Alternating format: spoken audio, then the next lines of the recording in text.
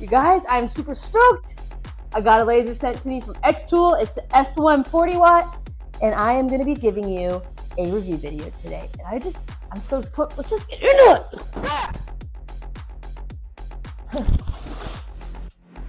I think I got a little carried away there. XTOOL, you might have to send me another one of these. JK, guys. I got it set up right here. We got the S1 40 watt that was sent to me, and I'm super excited to go over my review video today. So before we get started, I wanted to go over a few things. So XTOOL sent me this laser, and something that was really important to me about when we were discussing getting this video made is being able to be honest with how I view this laser, with the pros and cons. And I don't want to be giving anyone BS. I think when you own a laser and you're looking to invest into a laser, you need to know the good and the bad so you know if it suits you. So they were okay with that. So today I'm going to be giving you guys the pros and the cons of this laser in my own personal opinion. This might not be for everybody, but I'm not going to be doing an unboxing today. There's a lot out there already. One of my faves, he does a really good job, is Spicer Design, and I will link his video down below. And also, you guys, there's not much assembly in this laser. That's what makes this laser a really cool laser. So some of you people are just starting off, definitely consider looking into this because there's not much you have to do to get this thing started. So let's get into it.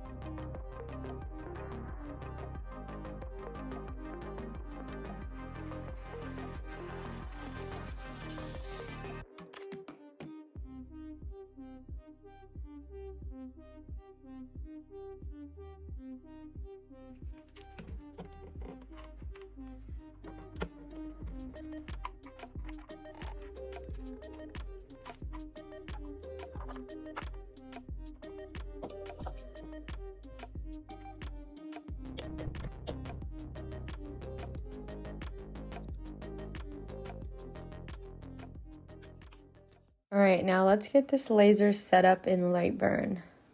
First place you're gonna go is xtool.com, go to support, and then help center, and then go to XTOOL S1, and you're gonna scroll all the way to the bottom where it says use with Lightburn, and you can read over this. It's just some more information if you'd like. But what we need to do is download this right here.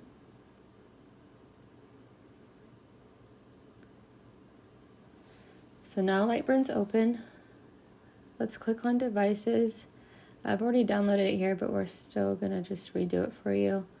Go to import and then go into your downloads. Click on it. That will pull it in. Go ahead and click on that.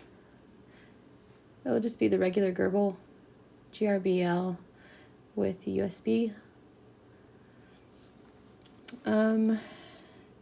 You are going to need to change the length here, which is actually going to be 498 by 319. That's something XTOOL needs to fix. I don't know why they have it wrong in there. Hit next. Rear left. That's correct. I turn off the auto home when I start up.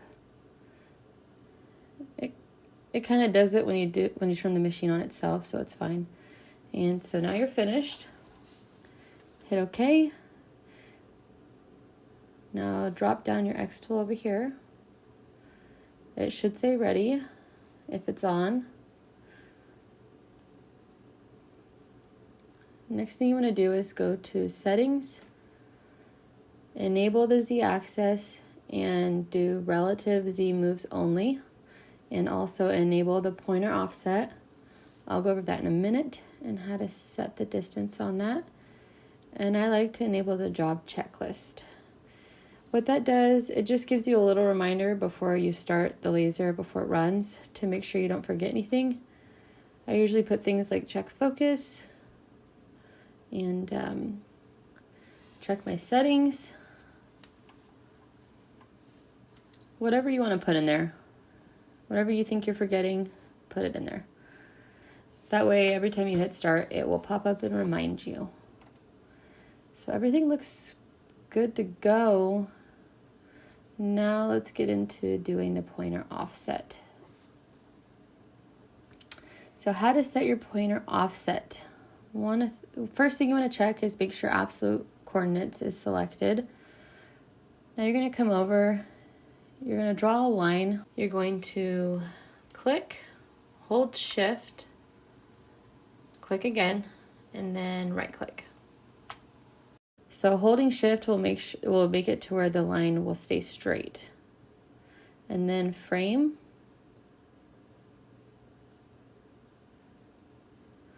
All right. Now go ahead and set your settings. I just did 140. It doesn't have to be perfect. We're just drawing a line. Then you're going to want to make sure you go to console. I already changed this. By right-clicking, you can change the name. I did focus because that makes the most sense to me. And then you're going to go ahead and focus the laser.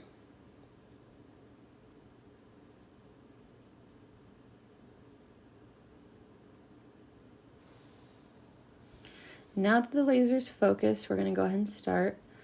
And there's your reminder right there, the job checklist that I had made. So now it's reminding me to check my focus and check my settings.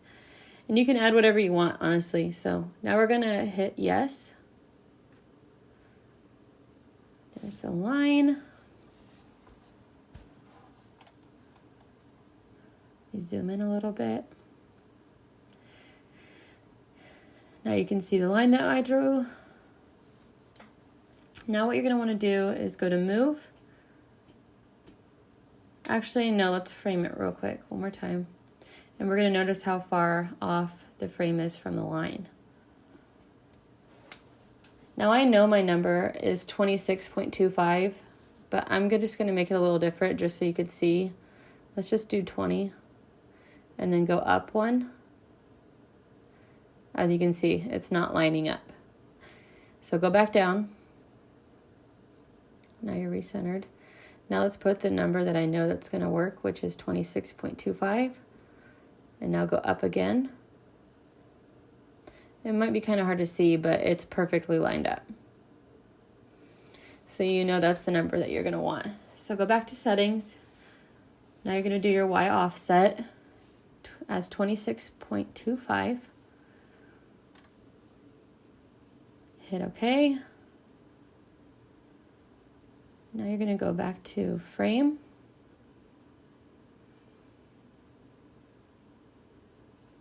Now hit start. Yes. All right. Now we're going to hit frame one more time, and it should be perfectly on the line now. And it is. So you could start with the 26.25 and see if it works for you. It might be a little off. That's just kind of how you check it. So I got my laser all set up. I ran some tests. XTOOL claims that the S140 watt has the same spot size as the D120 watt. Kind of crazy to think a little bit because a lot of people say that when you get up to the 40 watt that you lose some of that. So I was very eager to test this out. I did a very detailed cat on a metal card. I got the 40 watt right here, 20 watt right here, and honestly, they're the exact same. I even looked at this with like a microscope. Like there's literally nothing different about it. This is super important to me because I do a lot of detailed engraving on my leather patch hats. So I think this is a huge positive, and XTOOL did a fantastic job. I ran another test. I wanted to do a comparison. So I have the 20 watt above and the 40 watt below. Same cut settings. 40 watt is millimeters a second. 20 watt is millimeters a minute. We got some pros and we got some cons here. The pro being that the 40 watt clearly blows the 20 watt out of water when it comes to the cut settings.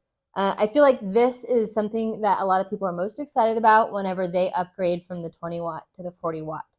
The con is that, I don't know if you guys can see, there is a bunch of triangles. And that was very confusing whenever that happened to me. So I did some research. I went online. I troubleshooted out of the material test grid. And I figured out that if I engraved first and then cut, this issue would happen. And that will never work for me because I never cut first, then engrave. So what I did to resolve this problem for now is I put a radius on the corners of 0.001, and that seemed to solve my problem. Still not happy that I even had to do any of that. So this is a big con for me. This might not happen to everybody, okay? This might just be my laser. I'm not really sure. And I did let XTOOL know about this situation, and they are aware of it, and I'm sure down the road they will resolve this problem. If you guys have ever experienced this and you have a better way to resolve this issue, please leave it in the comments.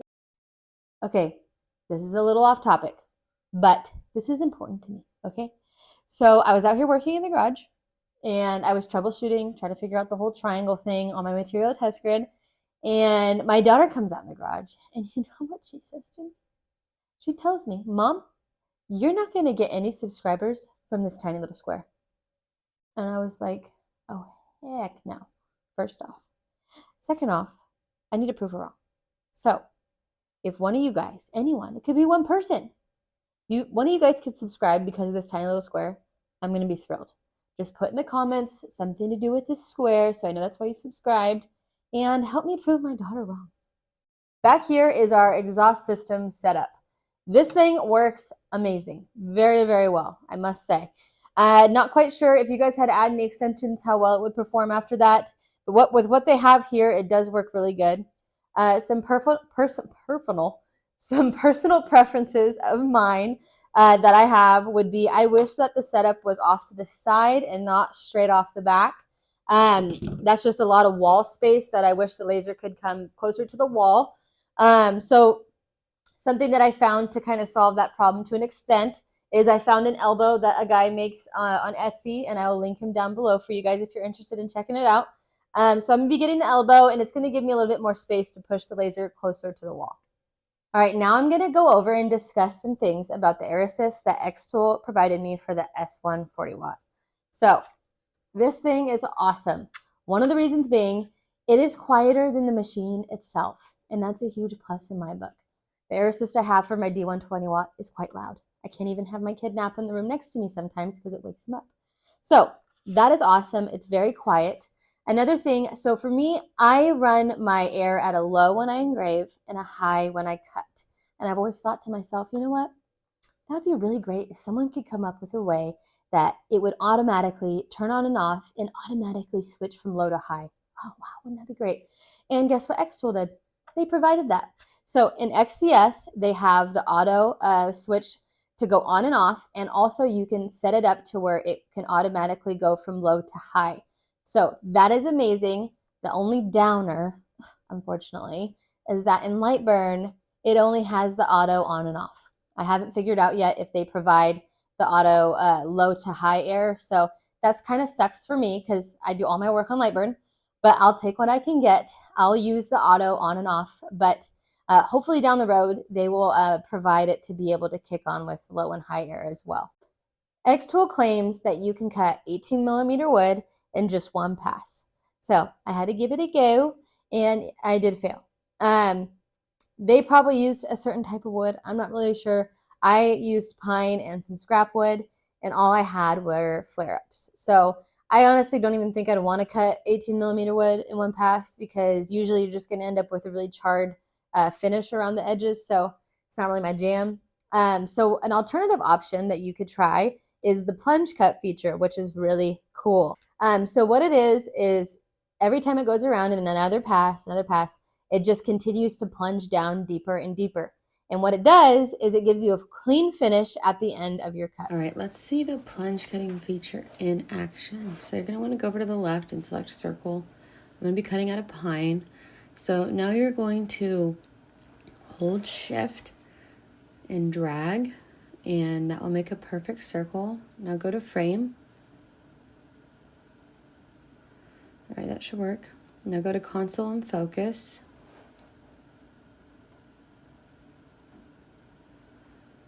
So cuts and layers. In my library, I have it set 20 millimeters for 5 passes and assign it. When you go in here, you're going to see the Z step per pass. I have it set to 2 millimeters every single pass. So that's going to help it get down deeper and deeper and make a nice clean cut. So that's all set. So air's on. Now we're ready to start. So go to laser and start.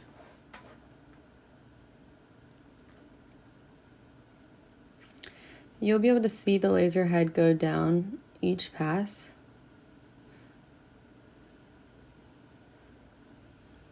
It's just blasting through it.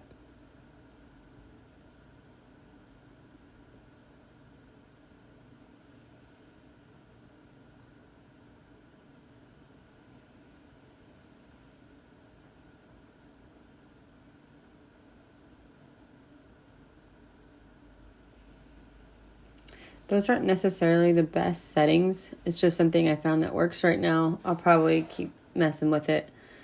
And as you can see, the wood fell right out. Now let's get into those safety features. All jokes aside, there's actually some really sick safety features about this laser.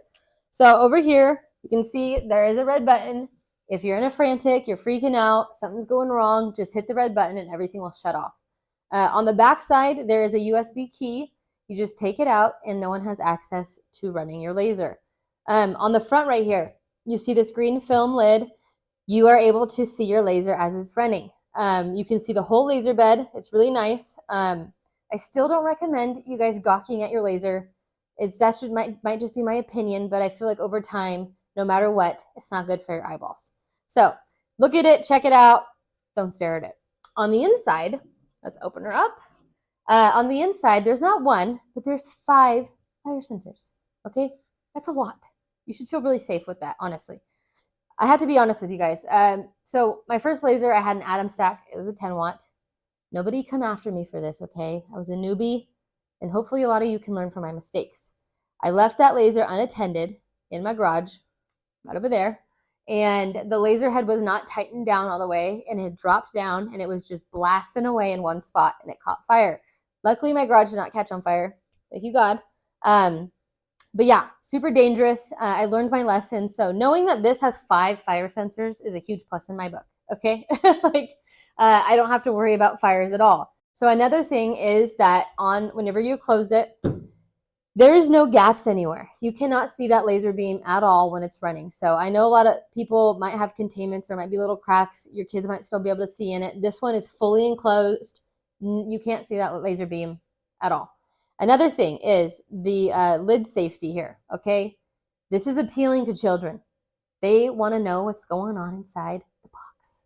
So they open it and bam, it shuts off. You don't got to worry about it. It's not going to keep running. So you don't hurt your kids' eyeballs. So I think that's a huge plus because that's something my child would do. So I think XTOOL did a fantastic job at getting all the safety features locked in on this. So good job, XTOOL. Now that the video is coming to an end, let's go over some things, okay? I want to compare the D120 watt versus the S1 40 watt. So for me personally, the business that I run and what I do, would the S1 40 watt be my ideal laser for my everyday use? In short terms, no, it would not. And here's the reason why. So the D120 watt, I have it on extension rails. I have jigs made for my koozies, my coasters, anything that I have bulk order of, I usually have a jig for it. So I can get more done that way and I can get them done in a timely manner. So the more the merrier. The other thing would be that The D120 watt is very versatile in the fact that I can take it out of the containment, I bring it out here, and I can stack that thing up and engrave pretty much on anything. It doesn't matter how big it is. And I do a lot of large signs. So with it having openings from all around the laser, I can do big signs. It is a little bit more challenging because I have to take more time to do it, but I can do large signs on that laser, and I can just bring it out here and work on this table. So that's a huge plus for me. This laser does not have the capability of adding extensions onto it. They do have a conveyor belt thing that you can do longer projects, so that's really cool. But for me personally, my material I use, the leather sheets, the plastic, are 12 by 24, and that's a little, this laser here, the S1, is a little shy of that. So if this was a little over 12 by 24, I'd probably be doing all my material cutting on this, honestly, because it has the power and it has the detail. You have the same exact spot size, laser spot size as the D120 watt. So for me, you guys, everyday use for my business, no, I would not. But that's just me personally. Anybody that's running a business that you're doing more individual things, this is amazing. And I think the reason why this might win over the D120 watt with that is you have the pinpoint position sensor on this. So say you're just doing a couple coasters or you're doing a cutting board. You just throw that in, use your pinpoint position sensor, and you get going. It's very quick. It's simple. So that's where that wins over the D120 watt. And I think with that, this is a great laser for people who aren't doing bulk order things, not doing large jigs, you know. So they both have two things that are really great. You know, it all depends on what you do with your business, honestly. So now let's get into the pros and the cons. And I just mentioned some cons and pros, so we're going to kind of keep this like short and sweet. So the biggest pro about the S140 watt for me personally is the fact that it was ready to go out of the box pretty much. There wasn't much setting up, putting it together. Some lasers can be kind of difficult to put together. And if you're new at laser engraving, this would be a great laser to consider. There's not much you got to do, and you could start laser engraving pretty quickly. And XCS is really easy to use. So I think this would be a great laser for anyone who's just starting to learn and get into laser engraving. Another pro, I think, is the safety. I think the XTOOL put in a lot of time and energy to make sure that this laser is very safe. And I think that that is super important because lasers can be dangerous. And if you feel really comfortable and safe using your laser, I think that's a huge plus. Another thing that's a big pro is the air assist that XTOOL sent me with the auto switch. That is awesome. That's like been my dream. I wish that in Lightburn you could go from high to low, but I'll take what I can get. It does have the auto low to high on XCS, so that's really cool. I think that's a huge plus, and it's super quiet. Like, yeah, goals. And the last thing for my top pro would be the laser dot size that I mentioned earlier. You have the same dot size as the D120 watt, so you're getting that detail. So now let's get into my top cons, and there's not too many of them. So top con I mentioned earlier, biggest con for me, and why this wouldn't be my everyday laser to use would be the laser bed size. So for my business specifically, it's not gonna be my everyday laser. Will I use this for my smaller projects? Heck yes, I will use this all the time for anything that I have small, quick, that I need to get done. This is the laser I'm gonna go to. But for my bulk order stuff, not so much. I wish the laser bed was just a little bit bigger. And my other con would be the Lightburn issue I was having. Even though I did resolve my issue, I wish I didn't have to do any of that. It was quite frustrating for me at the time when I was trying to figure it out. But hopefully Lightburn fixes that issue, or XTOOL can fix that issue. Those are my top cons. I just want to say, you guys, this is a great laser. You guys should check it out. I honestly, if I was doing smaller stuff, this would be my everyday laser. I'm super grateful that XTOOL reached out to me and gave me this opportunity to review this laser. This was my first review video, so you guys, if you thought I did a decent job, please like and subscribe. Go check out this laser. And don't forget, everybody, please, somebody subscribe for the little square so I can please prove my daughter wrong. I would love to prove her wrong and show her I can get a subscriber from the tiny square. All right, everybody, I hope you have a fantastic day, and I'll see you next time. Peace out.